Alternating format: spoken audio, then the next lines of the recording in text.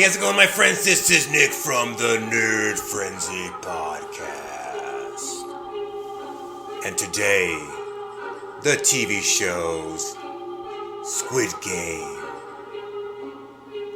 And we have my wonderful friend, the beautiful Christian Boya.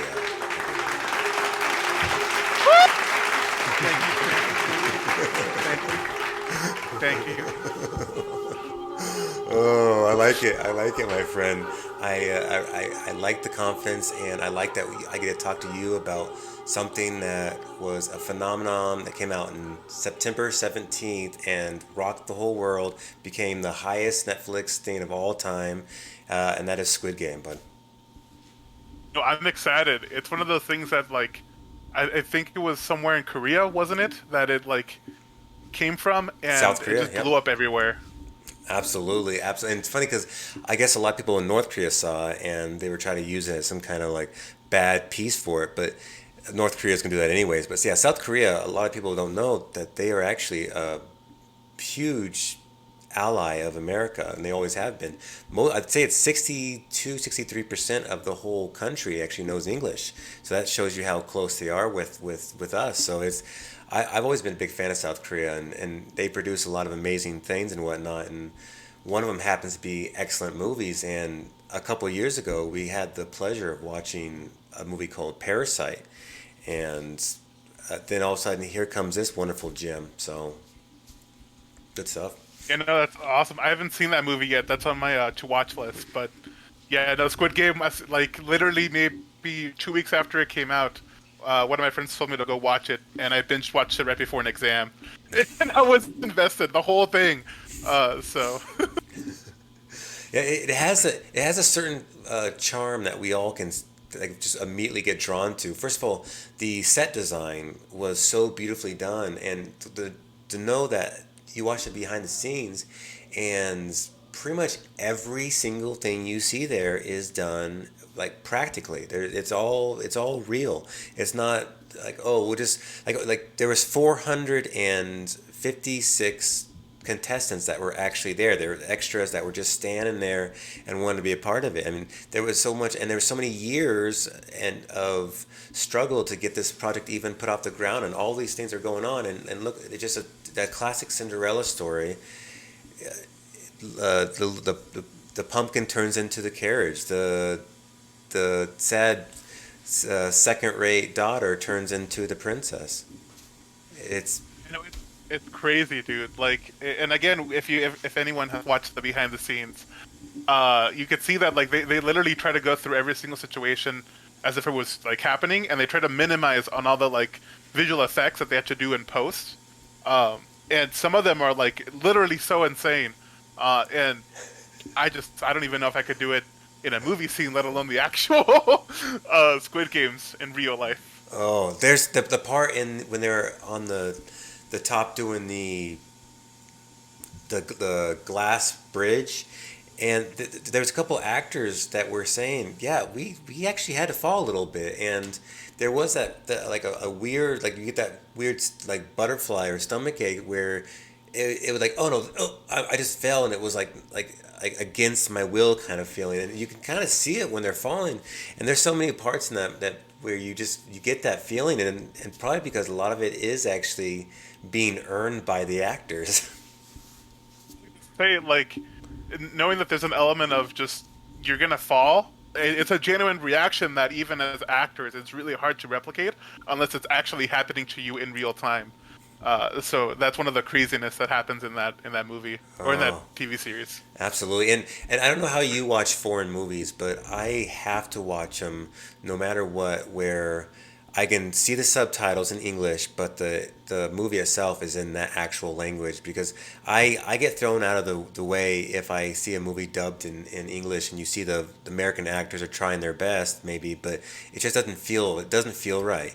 And I've seen movies like the Japanese classic. I saw it the first time, Battle Royale in English dubbed, and I thought it was just a stupid movie. And then someone said, "No, watch it in the normal way," and I did, and it completely changed it. And same thing with Pan's Labyrinth. Same thing. So it's just there's so many wonderful elements to foreign films, anyways. But this one right here is kind of taking a stab at capitalism, which is, I mean, I love capitalism, but it's pretty much saying that all these people that are dealing, all these poor people dealing with their all their stupidity and stuff is a byproduct of capitalism. And even though I disagree with that, I do find it fascinating that someone made this whole premise around a concept that might be broken, and it allowed for these people to be so estranged like to the idea that they are willing to sacrifice their life for greed, because that's how like the gambles, it's crazy. I loved it.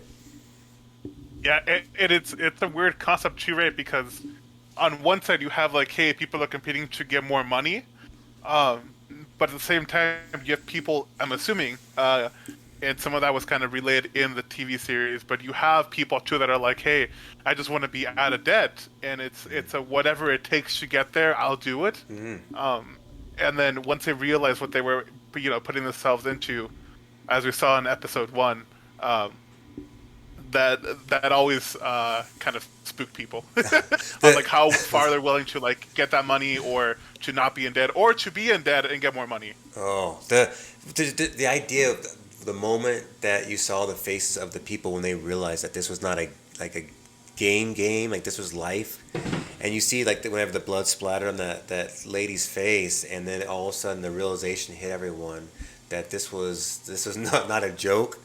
That's whenever the movie, like from that moment on, I had a stomach ache, and I felt like for all these characters, and a lot of times, one thing, as wonderful as American movies are, we're the guys who bring the big Hollywood, Avengers like movies, but there's times whenever we forget that some of these best movies in the whole world are being done somewhere else in a completely different cultural manner, that's allowing a different kind of perspective or different narrative or just a different look cinematically to a show or film. And sometimes there's certain things that America would never dare do because it's just too like, it's just not, it's kind of against our grain. But then a foreign place like South Korea, it's like, no, that's where we excel in. And then you watch and you're like, wow, this is crazy. And it has elements of, like Saw and Battle Royale and just all these wonderful little contraptions that are made to and designed to test the human spirit and specific ways and see how you react and whatnot. And I enjoyed it the whole time. I totally agree. It's one of those things where it's a whole cultural diversity thing, right? Where especially like for myself, I watch a lot of like Spanish like TV Hmm. shows, and a lot of them are like drama related, and they're very different than like American TV dramas. And it's just interesting to see, like especially with Squid Games, how much of that culture like I didn't really know, and how many elements there were that I was trying to like really see how do they, I guess, work that in, and how did that become a thing, or why did they add that part? And it all came back to like what people see and what people would digest in that country, and it was super cool and amazing to see that diversity. Mm, absolutely, well said too. And there's a certain realism that they put out there, and like I said, seeing it in Korean, the actual Korean audio, you see first of all you see a specific kind of way of acting that's completely different than ours. There's a certain realism that you see these people are completely just owning that. A lot of them are scared to death, but a lot of them are like doing what they have to do in order to get this money. And you see certain characters break to the point where they actually like are they show them true selves, and that's the I think it's Sang Hoo, the best friend growing up. He kind of shows his true colors immediately off key, like whenever you see him kind of screwing other people over off key, and then finally you see it kind of come to fruition at the end whenever you see him challenge the main character, and he's like, well, what did you expect for me to do? And it just kind of see the disgustingness of greed and how it affects people. But you see also that even through the disgustingness, how they were all like forming certain friendships and certain like, oh, we will protect each other, and certain they start they start loving each other, and it was a beautiful thing even in all the darkest of all that grim stuff. Sadly, which we'll talk about a little bit, but one of the biggest crazy things was, as someone we very much loved, was the old man, and then of course we found out in the little twist from him at the end. Yeah, that twist at the end was just so crazy. But no, Song Woo is an interesting person because um, throughout the whole Squid Games, right, he was very much like a it's on me, like I got to defend myself and put myself forward. Hmm. And at the very end, that plot twister of just like, no, I'm gonna like sacrifice myself, so player 456 can win was just shocking. I to this day was like, what happened? How did this happen? Like, why did he do that? And what was the change of heart there at the very end? And it was an emotional punch, and the moment they pulled back and they didn't show him die, immediately I look at my wife Araceli and I go, honey, I mean, we agree with it. They couldn't show it because the cinematography and the way the director wanted to get that extra feeling. They didn't want to show like us see like a bullet go into this beautiful old man's brain because he was such a sweetheart of a man.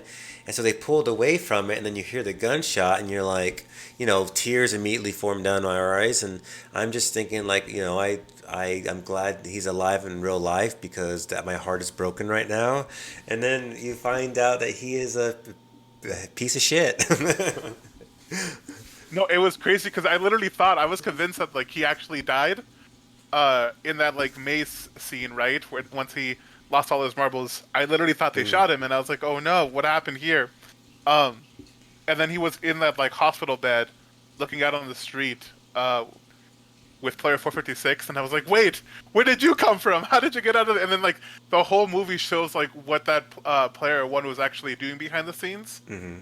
which brings in a lot of questions, right? Of like, you can see him in his like little office while the games are going on. So I'm like, how did he sneak out, or how did anyone not notice that he Right. was not in the room while that was happening? Um, and then there was another thing that I saw too, where at one point I think player one gave player 456 his jacket, Yep. right? Because player 456 used his jacket wrap around because he had like he was like peeing, or Yeah. he like He. peed You're. himself. Yeah. That's He. what we, Yes. Yes. which is a whole other thing. But and then in return he gave him his jacket. So there's a theory that like the reason why 456 didn't die was because uh, in theory he was wearing player one's jacket, and Yes. everyone was told player one was like not to be like touched or killed. Yes, Um, and it was obvious. I think you're absolutely right. I don't even know if it's even a theory. I think it is correct because it kind of shows whenever he's talking at the end to him, when he tells him, "Hey, I I I saw my kids growing up, and play. I want to play games with them, and that's all. I just love playing games. And then I decided I started making. I worked for a loan office or whatnot, and then I started making a lot of money doing that, and I started watching the tragedy of people like begging for the money, and I started seeing like this thing happen. So then I started getting amused by it, and then he started hiring other people to put this whole idea together, and you find out like, wow, you are an evil person. You're just this really rich person who's just really pushing down, and you're having these people that are at their last resort, and you're taking advantage of them.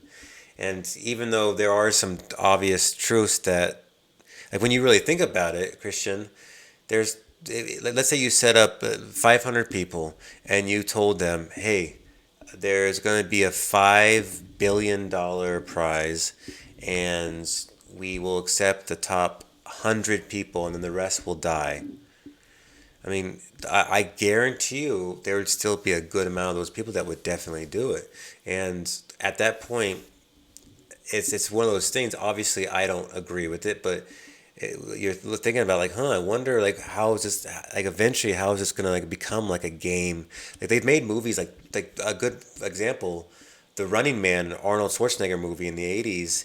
It was kind of the same thing. It was a game show where they took people and they would a lot of times they would frame them, and then they would make them seem like they were bad guys, and then they'd bring them out there, and then they'd have to go through this whole game show of like surviving people trying to kill them.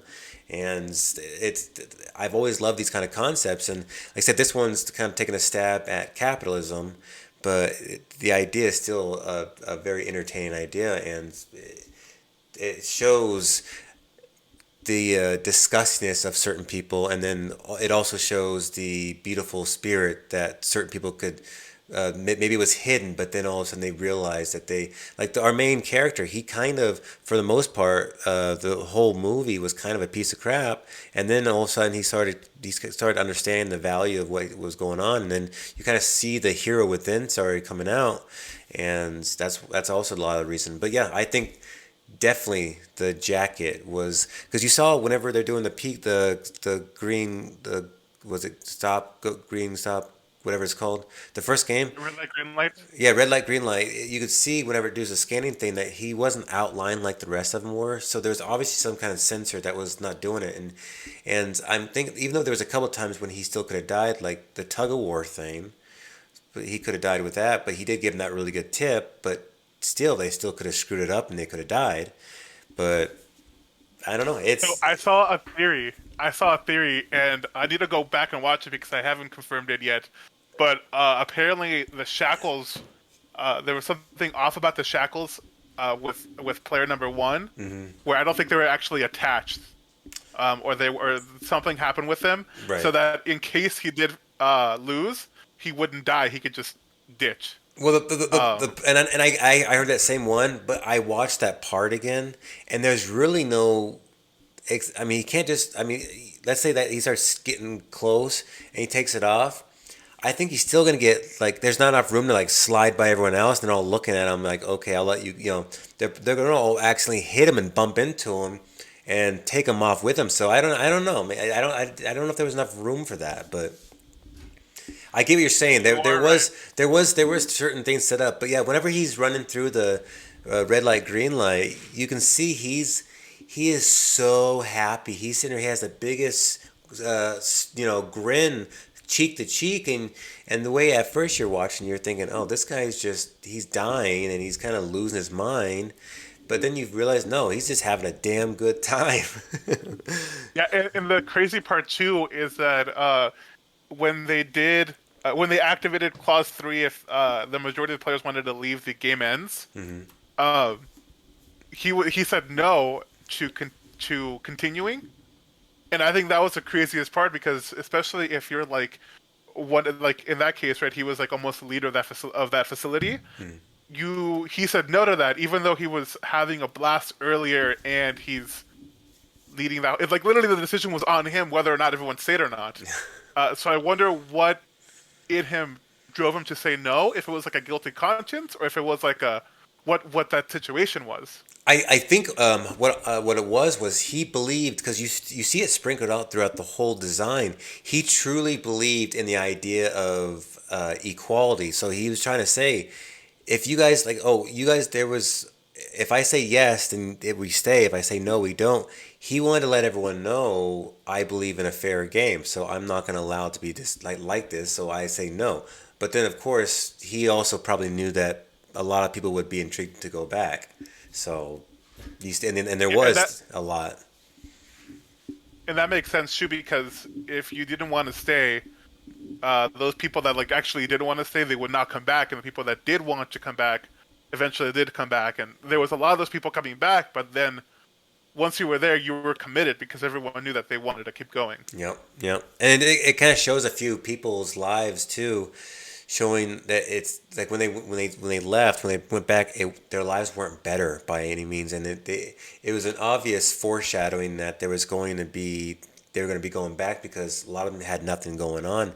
And you see that the one thing that's wonderful about this show too is instead of being one or two really strong characters, there's like 9 or 10 or 11 really strong characters, maybe more than that throughout the whole thing. I will say, Christian, that there's a couple weak plots, weak points to this show, and I think the biggest weak link in this is the VIP acting. I think that I don't know what it was. It's weird. Like you introduce all these American actors, and it was like they were the director's best friends or whatnot because their acting was actually weirdly bad, and it completely just threw off all the wonderful acting going on with all the Korean actors and then the Indian actor. So it kind of threw me off, and I thought that was kind of weird that they just hired these weird people, almost like they were actually creepy people that they got off the street. And I thought kind of like it would have been much more empowering if you saw these people, I guess better actors that like a Anthony Hopkins underneath the mask kind of thing, and I don't know, it threw me off a little bit. And then I also felt like the ending, the last 10 seconds of the ending, where he is about ready to go see his daughter and then he decides to not go see her.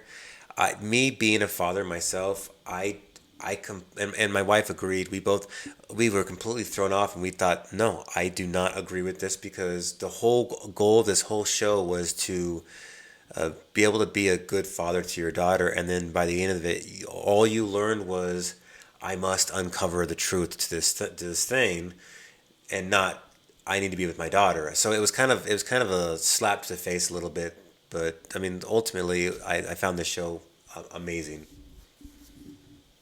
So with that second point, because I want to talk about both points, that second point is interesting because on one hand, yeah, like he literally he didn't get on the plane, right? So he didn't go see his daughter, but at the same time, I forgot his name. The cop's brother, the leader of the facility, knew that he was going to get on that plane. So in my mind, I was like, what if they messed with the plane so he didn't actually when he was trying to go see his daughter, maybe something happened to the plane or the plane crashed afterwards or blew up or something. And so something in his like gut was like, "Hey, I can't go on there. I need to go back and see what's up." Because they're monitoring him, right? So they're looking at to see like, "Hey, what's he doing?" And all that money going to his bank account. I'm assuming that like they're tracking it through that. Uh, so part of me is like maybe he had like a gut intuition or like a feeling in his gut that was like, "Hey, I can't get on this plane because something's gonna happen." Um, and then everything else led from there. So that was my I guess my takeaway from that Okay, ending is like okay. he kind of maybe knew that, um, and he acted quickly on it. Um, and then the first point about the actors, and I agree with you. It was a very weird combination and a very weird dialogue that they had in the movie. Uh, and it's almost too weird to the point that it was intentional. Yeah, Kind yeah. of thing where maybe that's what they're trying to do is portray that of like, hey, these are like what we portray as people outside of like Korea, right? Of like, hey, this is what we think people are. At least like high-ranking executives that have infinite money, and this is how they act, and this is what they do. Which is a really interesting takeaway, at least in my opinion, on that. And like I said, the idea behind it was fine. I thought the acting was bad. That's all I'm saying about that. Uh, Luckily, I can picture what it should have looked like. I could see these just disgusting human beings. It doesn't matter if they were American. I mean, because you could tell there were a few that were speaking Korean as well. So they were obviously probably implying that they were all over the world, joining up in this little uh, area every once in a while, and it's really kind of this is like their Epstein Island where they can do whatever they want, and it's obvious that that they're taking all these poor people, and I think that it was implied too throughout the show that like when the cops even was saying, "What are you doing?" when they were trying to get a hold of him of his chief, it was almost implied that the government might be allowing this to happen because they're getting rid of all the poor people, and that's what seems like the goal is to for all these evil dictator or evil government and whatnot anyways. So that's what I got from it, and like with your ending, what you thought the ending was, I've heard that, and I that's a good ending. Mine was, like, when he colored his hair red, I thought that was a sign of he was going to become the aggressor instead of, because in the beginning of the movie he picked blue when they were playing that game, and my take was a lot. It showed a lot of other people picking blue too, and I'm guessing that those are the people that actually played the game, and then the ones who picked red might have been the guys in the masks, like the And try the staff. the staff, right? And I'm wondering if he colored his head red because that was almost like maybe even just the color red itself is a very warlike, belligerent color. It's the color of blood being shed and whatnot. And he was about ready to go and cover this disgusting justice. And I think that the police officer that was there, it did not show him die. And as we know from any movie trope ever in existence, I mean, it showed him get shot like right in the shoulder, which that could be lethal after a minute, but it doesn't have to be. So he could have just fell in the water, and then oh man, and then he's fine. But I think he might be alive, and then maybe him and Mr. Redhead are going to come back and start a little revolution. No, I totally agree. I That's an interesting take on it too, because especially with the color red, right? Like, that's an example for this. Is like I know teachers don't use the color red anymore because it shows that like there's something bad or wrong, or something's gonna happen that's intense. And I totally agree. And maybe it foreshadows. I know they haven't confirmed it, and they weren't originally planning to like make a second season, but maybe it alludes to like, hey, if we were, maybe he's either going to lead it or he's going to be part of the staff. Well, and the sad thing is the director he had like a long history of suffering with this, as we talked about earlier. But his goal was ultimately to not do a sequel. He wanted to leave it kind of open ended and kind of vague because it was just, sometimes those are the best movies when you're watching them and you're like, oh wow, I really don't know what to think about that, and it lets you ponder and discuss and debate, and those sometimes are the movies that to this day that we still discuss that are like, oh, we're not for sure, but we think like the ending of The Shining, pretty much any Stanley Kubrick movie, we still do that kind of stuff, and I think he wanted to sprinkle that in there too, but then of course being the number one watched Netflix anything of all time, of course the studio is going to be like, hey, I mean, I don't give a crap about your little cute little one season. We're doing 5 or 20 or 30, whatever. We're going to milk this until it sucks. Yeah, which is sad at the same time because I agree with you. I think if you just left it like this, people would still go back and rewatch that entire season over and over and over again because each time you watch it, you're going to get a different take. You're going to see something you didn't see. It kind of like I don't know, just a lot of different movies out there and Little TV series. breadcrumbs, little breadcrumbs, yeah. Yeah, and so it's a whole thing of I wish it would just leave it like that. But also part of me is like I want more. Yeah, I get it, man. So I get that. And I talk about whenever I discuss a certain topic, like I discussed the Terminator recently with my buddy David, and it's one of those things.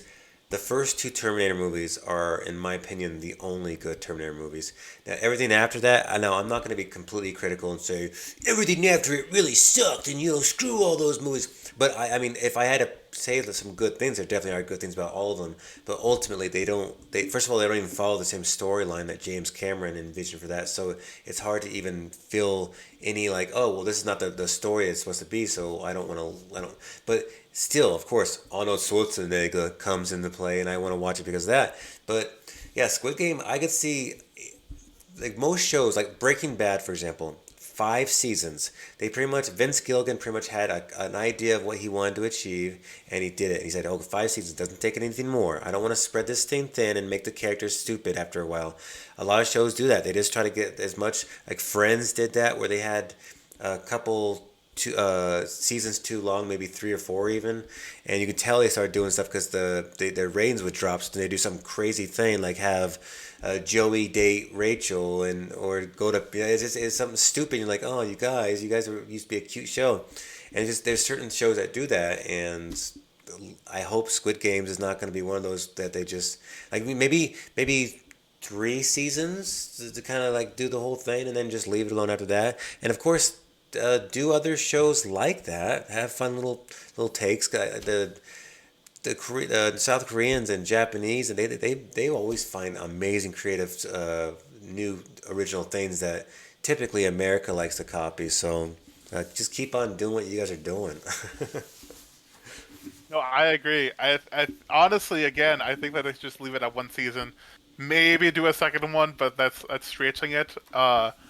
And maybe do like spin-offs or do like little side things or go into like the backstory of characters of like how did they get in debt and how did they get to this position, and then they can go from there to the Squid Game season.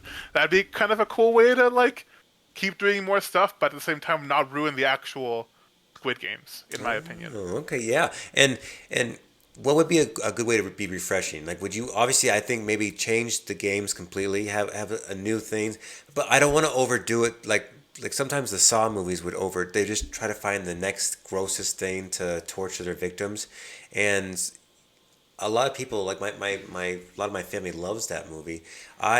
Personally am not a fan of torture movies regardless, but I am a fan of movies that require specific strategy and specific skills and specific mindsets. I've always, like that's why this movie here was perfect because you had like the hero, you had the jerks, you had the guys trying to be sneaky, and then you find their true colors later on, and then you just kind of just see a little bit of everything. And there's so many like the ladies that late one lady who got her throat cut. She was her story was so tragic, and all you wanted was the winner to be able to give money to her poor little brother. And luckily all these things happened the way to where it worked out, and we see an ending where his childhood friend who tried to, who cut himself, killed himself at the very end, he gave that money to his mom, and then that little kid, and so it was kind of a nice little. He still was the hero, even though he made that stupid choice about his daughter. But the whole little just journey in itself, we saw face to face everything happened. But there were so many just satisfying parts, and one I have to bring up because it was just a perfect revolution. I mean, perfect like circle of just awesomeness was the bully character, and then that lady that he had sex with, and when she grabs him and then just falls off with him, and he's just like freaking out, and you see the panic that going on him and the actors. And then she's kind of accepted this role already because she was more content on just killing this guy, and so it was just a really cool way to show that. And I thought that part right there, it wasn't talked about enough, and it really just it made me happy and like, oh good, I'm glad she got him, and I'm glad he's not going to be able to kill anyone else. No, I agree. It's funny because the game before that, where they had to partner up, that was a maze game. They had to partner up and then proceed into the maze. She was the only one that didn't have a partner, right? And so That's at that right. point, I think she realized that she was gonna die, and she didn't die. Everyone, as we saw, the Mm-hmm. next game was the glass bridge, and everyone was like, "How are you alive?" Um, and so I think because of that, she really accepted her fate, and she was like, "I'm giving the second chance. What am I gonna do with it?" And I think that was a perfect way for her to like, in a twisted way, go out. Mm-hmm. Was to, hey, this guy is gonna like kill everyone unless I do something about it. Um, which leads me to the next point, at least I have here, is when she does grab him and like throws each other over the next glass pane. A part of me was like, what if that was the correct glass pane? Because they said that it can hold a maximum of two people, right? Yep. Yep. Uh, but that doesn't include two people like literally ramming themselves through the glass pane. So part of me was like, oh, what if that was the correct one, and the next person that tries to do the other one is like the fake glass, and they fall through, and now they can't get over. Oh Lord. That would have Yeah. been crazy. Um, Um, and of course, if he would have still been alive, which he was, but not like we didn't know that. But obviously, the old man, he would have been able to just run past that because he probably knew exactly what everything was. But it's just everything was just so perfectly planned. It was like watching a like a mystery, and then finally by the end of the mystery, it was the everything was solved, and you got the resolution that you needed, and just the whole thing was just delivered in such a emotional punch too, because every single character, good or evil, in that thing, when something happened to him, you felt the emotional weight of it, and it was first of all the whole time that they were doing the people, the doctor and whatnot, they were just harvesting the organs, and there's just a lot of just weird, shady things going on, and the cool thing I really liked is the thing that the replaying message that the front man kept on trying to put out, which of course the old man created these rules, was there will be fairness, and that I think that's why the lady also did not die whenever no one picked her, because the goal of this all games, and he probably assumed like, oh well, if you're a lady or an old person, you're gonna have certain lack of strength that a man would have, like stereotypically. And I think that that was the reason why no one picked her. And plus, she was kind of obnoxious, but still, she didn't necessarily deserve to not have a partner because of that. And I think that that's what their goal was. So when it showed that they just kind of like held on to her until the next round, they were pretty much implying, saying, "Hey, you're not gonna get shot in the head because no one picked you. That's not fair." And I thought that just another little check mark of saying like, wow, man, that you guys are causing a very good discussion of, even though I would never find this ethical ever, you guys are doing your best to try to like show that there could be a possibly an ethical way of doing this. Like I said, if you say, oh well, you sign your name right here, and anytime, and I mean anytime, you decide that you do not want to play this game anymore, knowing that you can die, you guys can have a vote, and that no matter what, even if it's just the two of us and none of us want to die, you can have a vote and we will allow it, because we truly believe that you have you have the freedom to walk away any moment. And it was kind of like a little, but they also knew like, oh no, but the enticement was just too much too. But luckily for our hero, he didn't necessarily care as much about that, as he just wanted to just save his friend. So he just, and that kind of showed the true colors. He had the moment to kill his friend because he won, and he said, no, I don't believe in this. And then it was kind of like, oh, you are now Captain America in my mind. But then, like I said, whenever he made that decision with his daughter, it kind of like, it's like, okay, whatever. No, I agree. The whole development of the TV series and how there was so many plot twists in there, like the person not getting chosen, and then she ended up going on and proceeding to the next round. And the way that they portrayed some of the stuff, going back to what you said about voting, right before they voted, right, they showed how much money there was there, right, which is whatever half of 256 times, I think it was a million won per person or something like that. Hmm. Um, and like they literally like brought down this like huge piggy bank, which I Oh would have been like, oh man. my gosh, there's so much money. Showed all this money going into the piggy bank and be like, this is your potential, and then let's start voting. I think that was an interesting way to like do that, because they didn't have to do that at all. But I think portraying that showed like how much people really either wanted the money to get out of that or wanted the money so they can keep going in life with all that cash. Yeah, it's a constant And reminder too to be like the greed of things. Like, oh, I'm gonna be like kind of like a little bit brainwashing you. Like, oh, look at this beautiful, like the casinos do with the colorful lights and the pretty the movies that have your favorite Disney characters on there as you're going.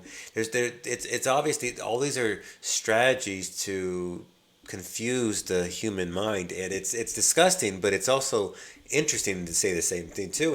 And so he's doing that, but he's also saying, I do believe in being fair. If you have the willpower to say no, then I will allow it. And that alone is the human spirit. And it kind of shows a little bit both good and evil in this situations back and forth. And luckily, for the most part, our little posse that we got to witness, besides Sang Hu, he was a piece of crap. But the rest of them, the Indian guy, the two ladies, and the main character. I don't know the main character's name. I don't want to say it wrong because I'm a piece of crap. So yeah, but they all kind of had this whole like, I'll watch your back, you watch my back. While a lot of other people, they had the whole like pillage and riot and kill, and it just kind of shows how we are as just people anyways. There's going to be people trying to protect and to save, and there's going to be people trying to kill and maim. So it's a very beautiful and scary and bittersweet kind of portrayal of our human existence and the human experience. no, I agree, and I think that's another good point you bring up too. When one of when they were in that whole common area and someone literally got beat up, and the guy came over from the other gang, um, and just beat the crap out of this other guy to the point where he died, and then the piggy bank came from the ceiling again, and another million won fell in. Hmm. I think that showed another like a whole another side to the story where, and all of a sudden your death didn't have to be in the game for me to win. I could kill you right now. And then that whole night, everyone was just like on edge because you never knew when someone was gonna come over and just kill you. No.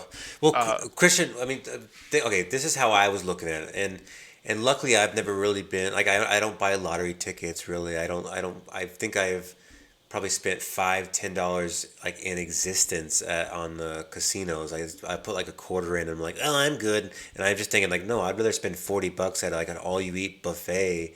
And just that's the ticket right there because that's going inside my body. I mean, I'll accept that. But and it's funny how I look at that. So when I was looking at this, and I've never, I mean, we've all kind of had situations of life is hard and there really is no such thing as middle class anymore. As they're putting it, it's pretty much just you're poor, you're rich now, and it's this is kind of this whole show kind of shows that whole feeling.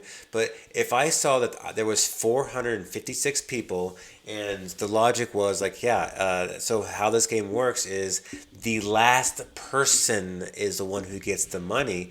I'm gonna be honest with you, man. The logical side of me is saying, yeah, Nick, you're great at a lot of things. You've always been very decent at a lot of things, but you're not that good. Where you're probably the top 456 person in this. You're just looking around. You're probably not going to be the best. I mean, let's be honest with each other. So how about you just not do this?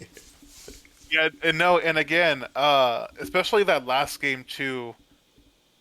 It's really weird because I think the way the game worked was that like you had the people that were on the offense had a disability that the people on the defense could like tag you or like get you. And so it comes down to the whole thing of like, if what if it wasn't just two people? What if there was three people or four people? Like there would be some sort of disadvantage to one team if it was odd, and advantage to another team. And how does that play? And how is that equal? But I agree with you. If I would not be playing in the games because I know my skills, and my skills are 0%. To be able to like actually be in this and like succeed, I would be like no. No, and of course, there's the appeal is like you're gonna be playing child games. But first of all, as we all learned, out of those children games, I knew one of them, or no, I know two of them. Tug of War, I knew Tug of War. I mean, that might be it. Is there two?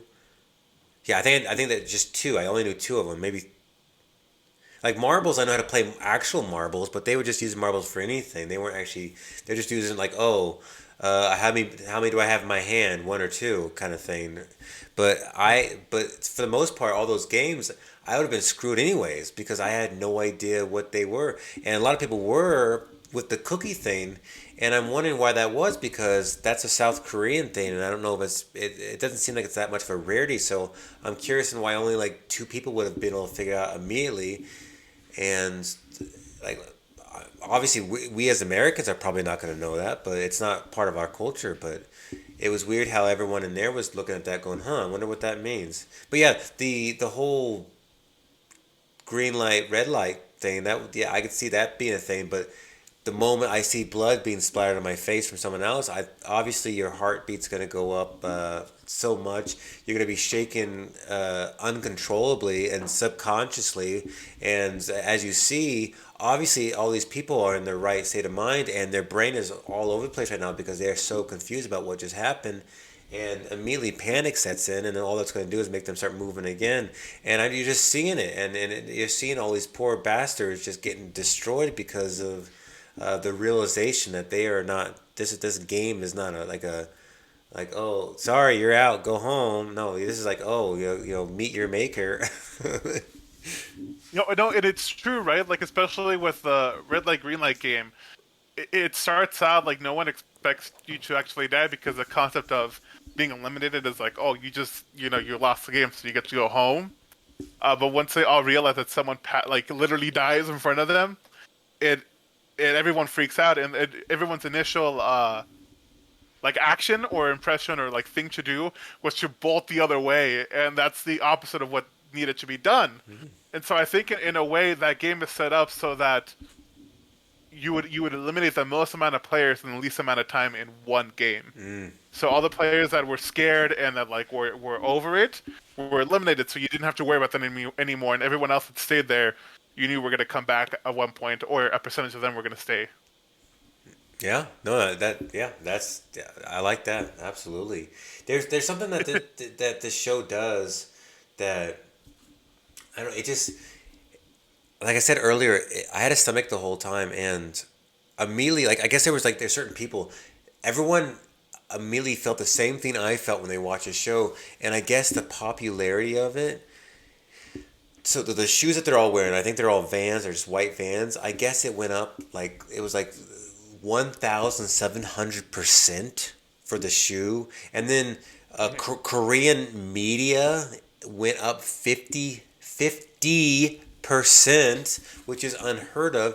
This thing, like the main lady in it that got her throat cut, she went from like she was a this is her first thing ever, like movie, like big movie or TV show. Before that, she was a model, and she had like 500,000 with her modeling thing. And then this, she did this, and it went from like 9,500,000 people. I mean, just this, the whole thing is like a world phenomenon. And even though it's not obviously Game of Thrones or Breaking Bad, there's something really special about this that I'm not sure how the repeated watching will be, but I know most people probably watch it at least twice because of the like they said the breadcrumbs earlier. When you see the breadcrumbs, I think your curiosity is now like, oh man, now I want to watch this all over again, but watch it like with knowing what's going on, and then see those little faces that old man was making, and just to completely be like, oh you bastard, and it completely just watch it with a completely different experience.